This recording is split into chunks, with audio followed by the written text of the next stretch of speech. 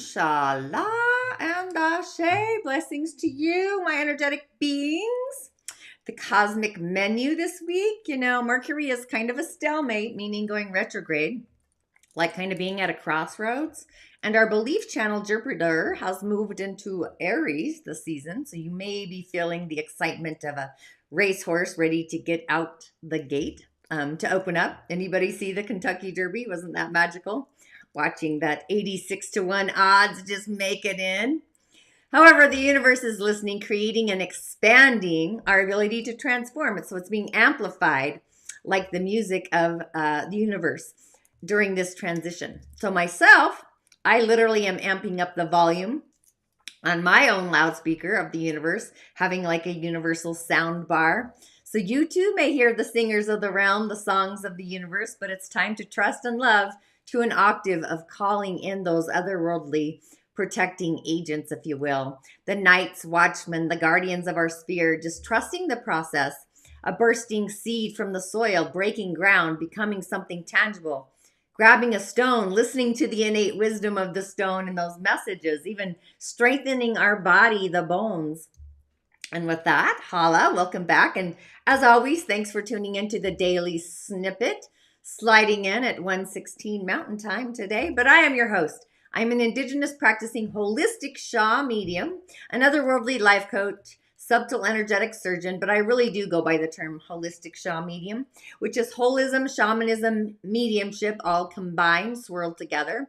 But my intention is to use the power of these indigenous ways, these technologies, our original blueprint to navigate our soul's harmonic, our ninth energetic center, through the realms of the elemental pathways and the elemental highway into these imaginal realms, the cosmos, the subtle energies with these elemental beings, and really so much more, with offerings, rituals, and prescriptions to really add to our container, our personal juice.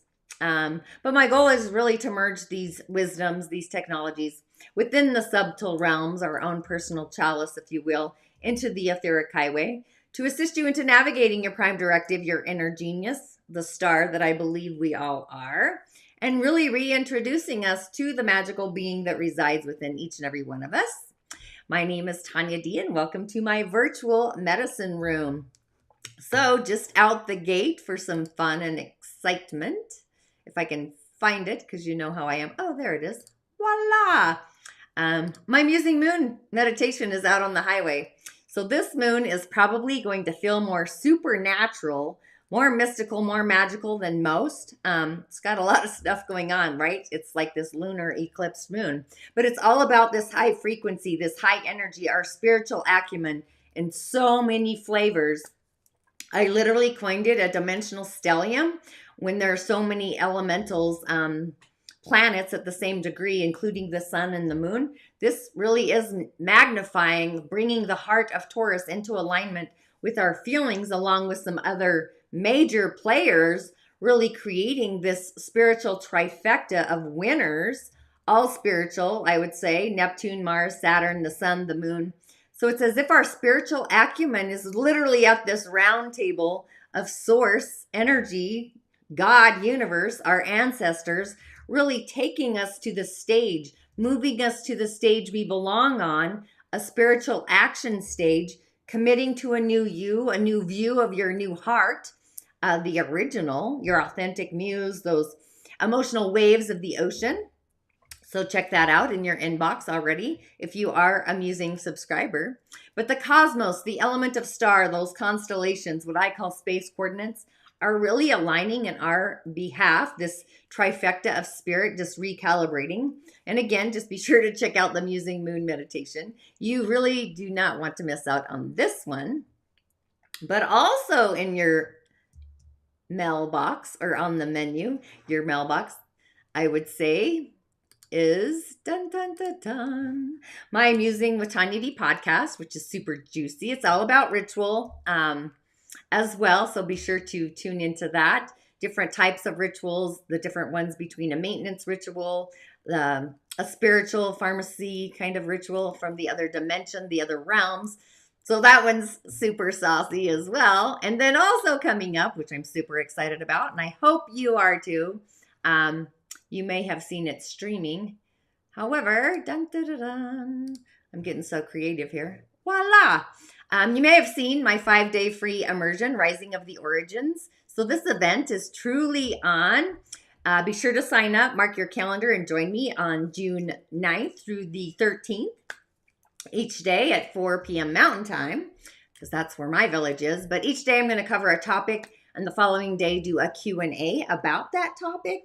All things really otherworldly, so if you need guidance on what your sauce even is, be sure to join me for this. It's free, and yes, it is free, so I'm excited to share just insight into the world I live in, my crazy container. But it's a 5-day live immersion arriving in the virtual realm, streaming through Zoom.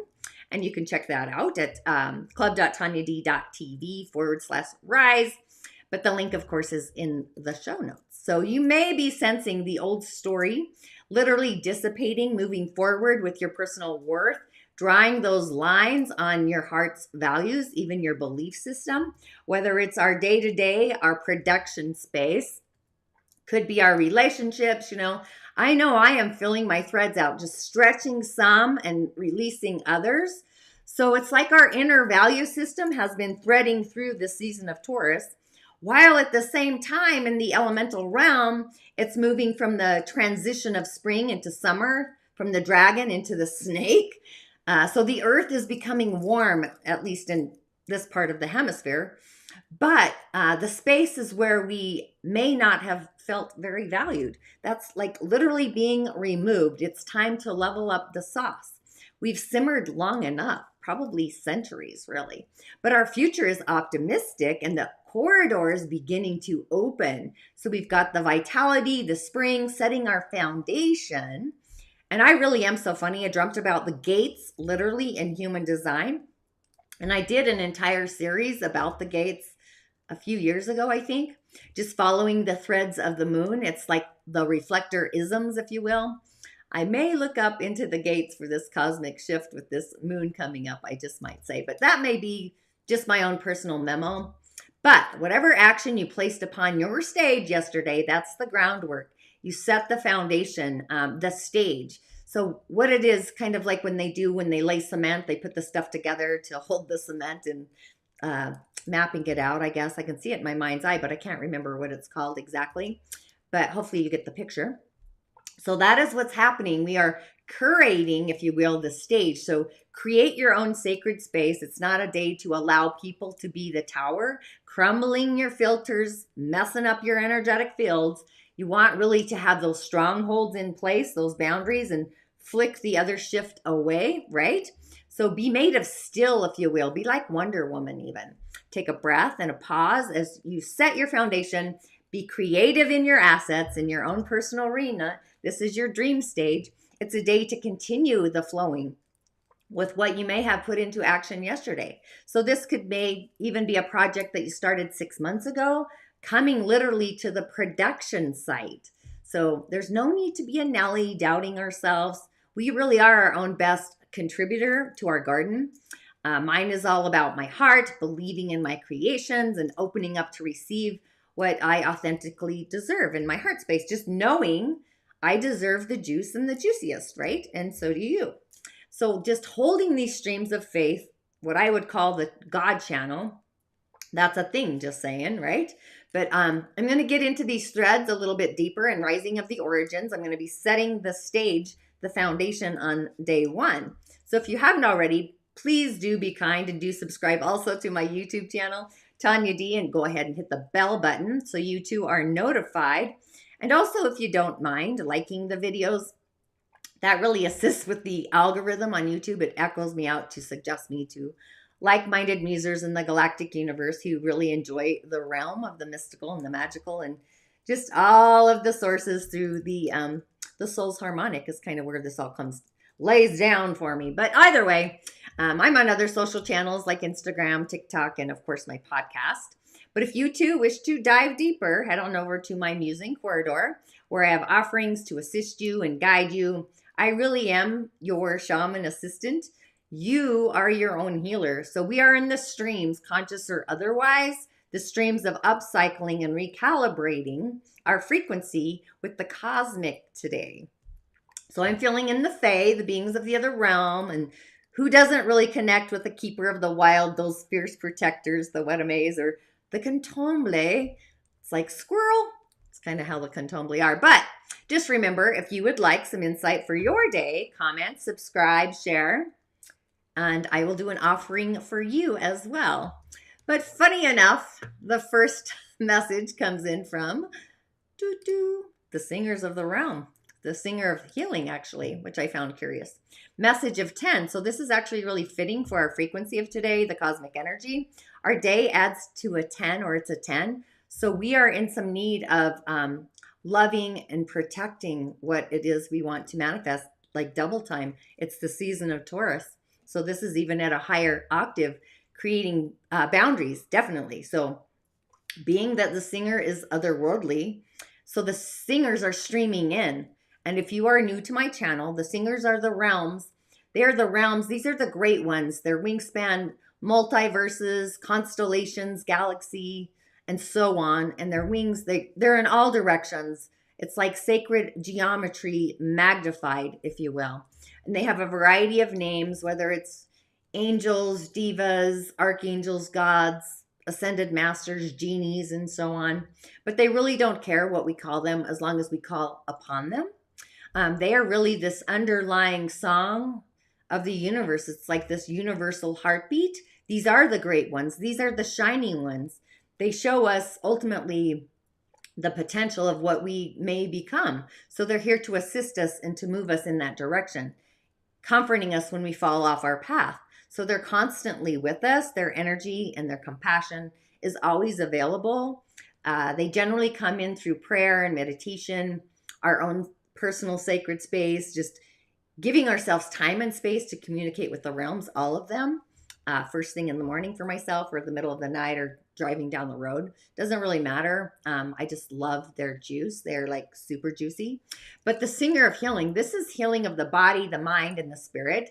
So the song of this singer has the power of healing those deep integrated wounds from this timeline or another, the deep wounds of our spirit, our soul, wounds that really can destroy mortals and immortals alike. So it's like faith betrayed, even in another timeline, love that was dishonored, our trust has been abandoned, the rug pulled out from under our feet, and other injuries of the spirit world that inflict serious wounds, which then are reflected in our bodies, right, through illness and injuries.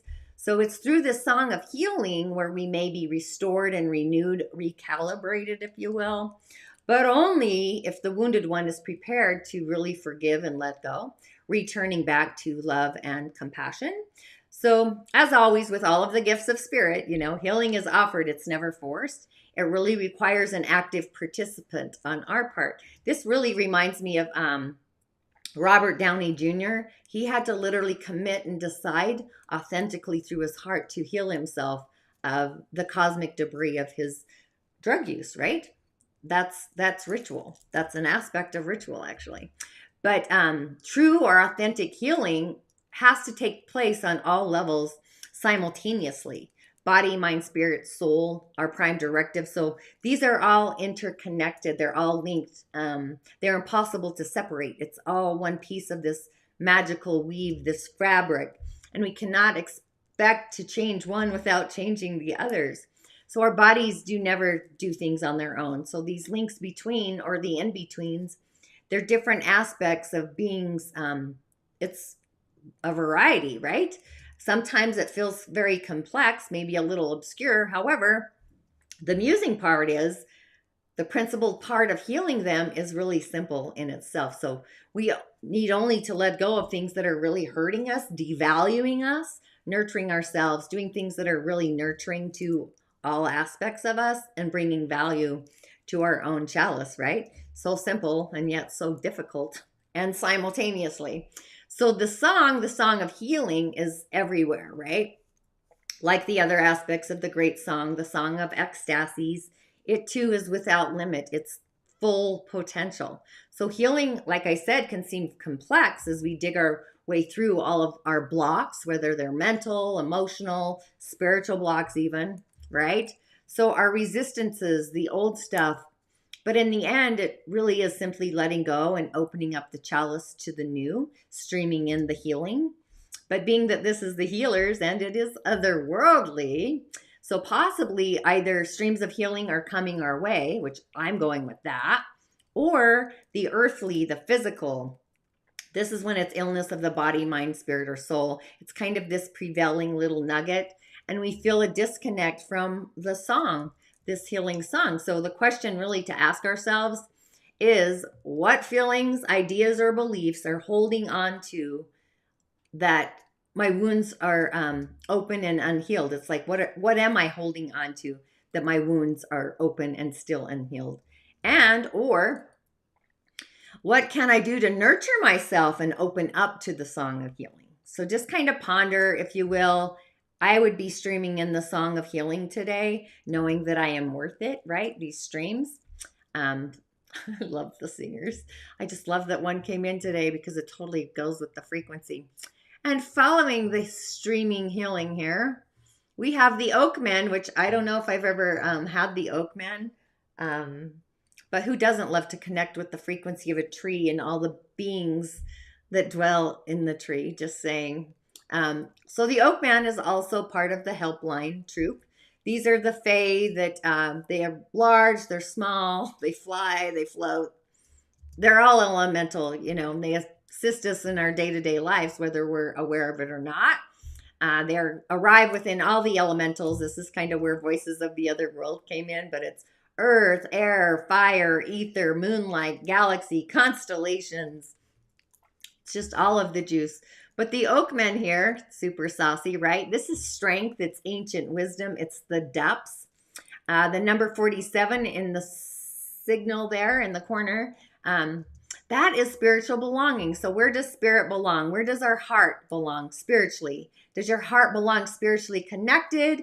Is it spiritually connected, right? So when our heartfelt belonging is with spirit aligned, we literally have access. We have the code to our own heart's integrity aligned with spirit. So this is like a spiritual pour, if you will. So we can add more heartfelt love, add more of it, along with our gatekeepers, allies as well. Animal totems is what was coming in, but kind of inducting us into the spiritual hall of fame with the Oakman. So have you ever contemplated as we as humans use the other world as mirrors of our own projections? So the eyes of the Oakman, they're warm, they're earthy, they're light brown. Some people see only red. So in your mind's eye, imagine them blue, if you will, kind of like a crystal white blue, and then see what your first impression is. So you may see peace, you may see innocence, purity, clarity, flow. And then in your mind's eye, just shift them to violet. And then what do you see? Possibly a spiritual being of light, an otherworldly character. So the window to the soul of the Oakman. So the Oakman hasn't changed, only our perception through those eyes have changed. Our projection of him shifted through the color of the eyes. So when we look at a being of the other realms, in this case, the Fae, which are my go-tos, we can simply project all of our fears, insecurities, delusions, and so on upon them, all of it. Or we can try to see them as they are, mystical, magical, and in a sense, you know, all oracles, seers, shamans. We're simply mirrors of the wisdom and sometimes the confusion within the reader, the person coming in for the message today. That would be you watching my show. However, if we only look at them through our own personal filters, our fields, projections, we kind of learn very little. So it's only when we actually try to see beyond ourselves, that's when we begin to use the oracle as the mirror of the cosmos and all of this wisdom, this otherworldly ancient wisdom. So you too may lose track of time when you ponder at this card and feel a deep grounding, peace, maybe some contentment. So everything is there. This is like a sacred chalice in itself. So if you just take the time to really be a part of it, so it's this deeper homecoming, it's nature, showing the deeper wisdom of age, the ancient wisdom, time and space, the inner peace, the strength of our elders. So this is what the Oakmen are really all about. You can look at them and see them as they are, or you can only see your projections. So the universe, just like the Oakman, is full of the wisdom, the compassion, the strength, the otherworldly, their own little mini verse in the cosmos. But it doesn't always come in little pretty packages. So the memo is strength. It's the wisdom of age. And it's also reminding us that we need to know what is truly there to be seen. It can't be discovered by a superficial glance or a hasty reaction. Kind of tune into that. But the message is for us to look slowly and deeply into the heart of the matter, to see past superficialities, if you will, things that are on the surface, and just consider the history of a situation, go into the depths, the spaces of the unseen, learning from our past, maybe consult others with more experience than we may have, which to me would be the other world, just saying, and learning from that wisdom, the ancient wisdom of the elders. Both those available to us personally and those that we encounter, whether we're reading a book or something, right? Or elsewhere, whatever that looks like. But in this matter, it may be wise to make our decisions after we do some more pondering, musing, studying the situation, looking with new eyes, consider motivations, in the depths, taking that action only after we've deliberated in our own chalice, I guess. But the Oakman may be telling us that haste may be at this moment our worst enemy, and to go at a steady pace, be in the streams of fate. But it's also a message that we may learn a lot from trees. If you were just to muse about the trees and their wisdom, I do it all the time, but connect with an old wise one, ask for help, ask for assistance. The realm of the elementals, I wonder, sometimes who was online in that realm today, but we'll get to that later. But following the Oakman, we have a fairy who kissed the Pixies, of all things, which I love. Look at that beautiful card. Are you getting amazed at the pictures I'm taking to upload these babies? But the fairy who was kissed by the pixie, how fun is that? Otherworldly, however, but part of the she, the people of the hills, the dance of the fae, the she dance to bring the streams of the singers into the realm. So we have a stream of healing coming in, dancing. This card is actually bringing that in. It's like signaling that is in alignment. So with the she do the dance. They do this alchemical dance to create and nurture and just bring it all in. They're the guardians. But the fairy who is kissed by the pixies, just saying that out loud is fun. This brings us love given, love received. Even metaphorically, it's an open heart surgeon, quantum surgery, subtle energy surgery. So the kiss of a pixie, it's not chocolate like Hershey's Kisses. It's actually sweeter. It's delicious. It delivers freckles of all things. So if you've got freckles, you've been kissed by the fae. So even being kissed by a fairy is really a blessing, right? Indeed. So you may pay attention, when you feel a touch of a fairy on your cheek or maybe on your lips.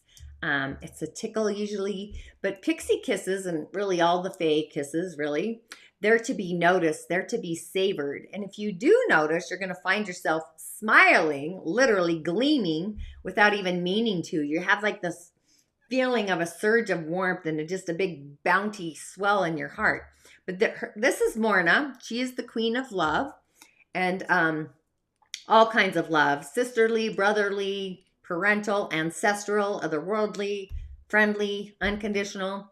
So her message is one of, it takes perfect people to have perfect love, but we, being imperfect as we are, may have many loves, and each perfect for how we are and for what we need at that moment. So these loves may not feel perfect and they may not look perfect from the outside looking in. However, they fit us in the now, in the moment. So if we don't like them, then we need to change ourselves. So that's a different kind of perfection that fits us. So here we see Morna. Her role is this energetic, otherworldly heart surgeon. She works in our love space, using the power of love to assist us to open up our hearts, especially when we have closed them, either out of fear, and just helping us to expand our light, just becoming more of what we have the potential to become. And yes, it's true. having an open heart, being willing to love and be loved really does make us vulnerable to loss or grief. Doesn't even matter if it's a fur baby, right? It's just what it is. However, Morna is assuring us, and I believe her as well, that once we do open our heart, truly, fully open, wide, even the deepest grief, loss, sadness becomes kind of bittersweet, like the darkest of chocolates, where there is no pain that's not balanced by the greater joy and the love, those healing streams of the singers. So this is a feeling of giving love is really what makes us feel super juiced inside and out. And what keeps us from enjoying it fully is our desires to own others, to have them constantly prove, if you will, our importance to them. Such proof is really, it's impossible. However, this kind of conditional and really self-limited love is part of how we learn about real love. So if you ever find yourself asking, do you really love me? Then you should know that the love you are giving to the other is also conditional and limited. So Morna, she would like to help us to learn to love others without conditions. And she also would like us to learn to love while still staying centered, heart-centered within ourselves, being that beacon. So it's important for us not to lose ourselves in the other. I've seen this happen. Raise your hand if you have too. Myself. Don't lose ourselves in the others and let their desires become ours. That's when we lose sight of what we need, heart-centered, to fulfill all aspects of our life. So in the long run, or even in the not so very long run, it really never works. We only think, that we know what the other wants and needs, and sooner or later, we get it disastrously wrong, right? The rug gets pulled out from underneath us. So usually, by thinking we know what they need or what they ought need, Ram Dass said, the karma of relationships is the hardest karma that there is. I can believe that, right? Those heartstrings. Woo! And this is true no matter what the relationship is. But for all of that, love is the purest sense. It's the fast track to self-realization, enlightenment. And if you can see the little wild thing, he's peeking through on the bottom of this card here. He's bliss. He's longing to cuddle and be in the streams of enlightenment. So just remember that everything and everyone in the realm of the Fae glows with its own light, and so do we. And a lot of this light is that glow of love. So just remembering this is really important to open up our hearts wider, and giving and receiving of love evolves this well-kissed fairy within each and every one of us. But when we block our love, obviously, we refuse to give or receive it. So an interesting thing here is that love really is an energy. It's an aspect of our vitality, our chi, our prana, our life force. It flows through us whether we admit it or not. So an unhappy soul who refuses to acknowledge it still have it within them, whether it's ignored or denied. Another way we block love is to become the kind of people pleaser who wants to do everything for others but won't allow them to give in return. So it's this twisted kind of energy of love. It generally will show up as jealousy, possessiveness, attention-seeking, demanding behavior, which I have witnessed as well. But it's focused on getting rather than giving. So the results are really unhappiness rather than happiness. But it's also based on an entirely false idea that there is not enough love in the world for everyone to have in our own sacred garden, our chalice, as much as we need.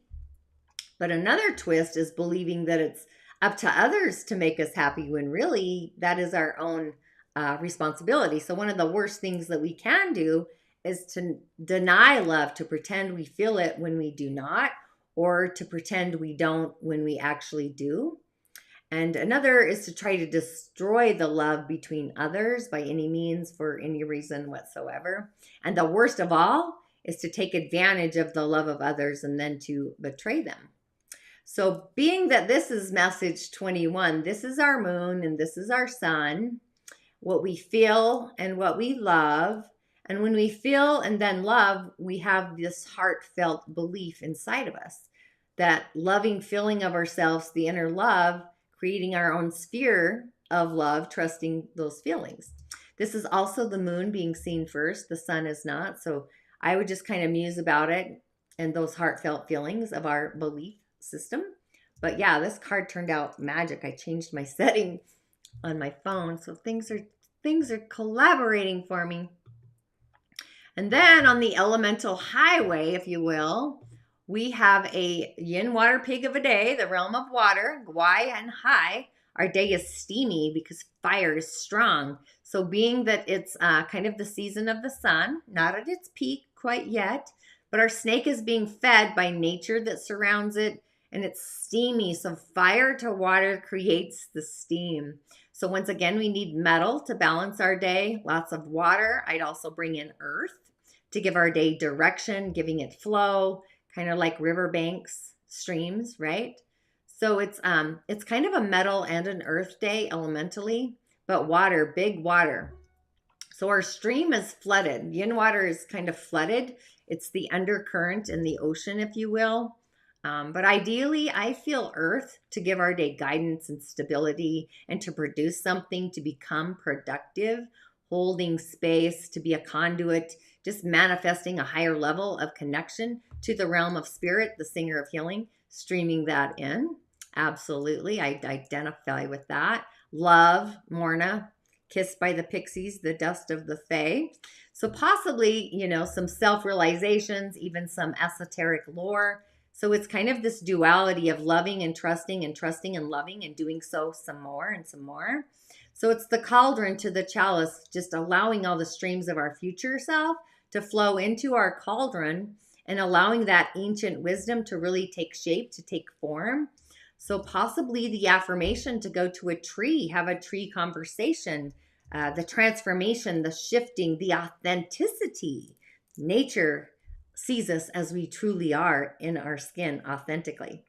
Can't hide that from nature. So trees are the garden, right? It's the realm of the elementals. So I'd be patting yourself on the back, giving yourself a hug, the soul credit that our heart deserves, and just believing in ourselves, being a conduit to the realm of the spirit world, the singers, bringing in that healing, and just being grateful for what we already have and for how far we've actually come, especially during the last 2 years, right? And what have we manifested? What is on our sacred altar? And the more optimistic we are in this corridor, the easier it is to process. And those returns are forever. They're residual. They unfold in consciousness. So these returns are flowing, streaming in abundantly. So with the cosmic weather, the messages of the Fae, the elementals, it's as if we are canning. Remember canning where we preserve food in jars? I do that sometimes, just saying. Mostly Bloody Mary juice. However, it's like making jelly, maybe some spaghetti sauce. So we're kind of canning, placing in the sphere the shape of a circle with the stones, placing our heart's desires, wishes within the stones for like safe preservation. Maybe even in a jar if you want. You can do a ritual with a jar. That just streamed in. But I am streaming in some healing from those singers, being kissed by a pixie, the ancient wisdom of an oak tree. So this is like creator creating with us. That is like the juice. That is the love of the Fae. So it's the gravity of faith within our manifestations and the key to access, following those streams and focusing on the finish line with all of our heartfelt intentions, like focus on the outcome, beginning with the end in mind. What does that picture look like? And loving it 100% infinity and beyond, trusting the Fae to bring it into the earth realm, the earth plane. And I would just be grateful all the way along today. And with that, I say Ashe. Thanks for tuning in. I know I was a snippet late, but still we got time and space. Make it groovy, magical.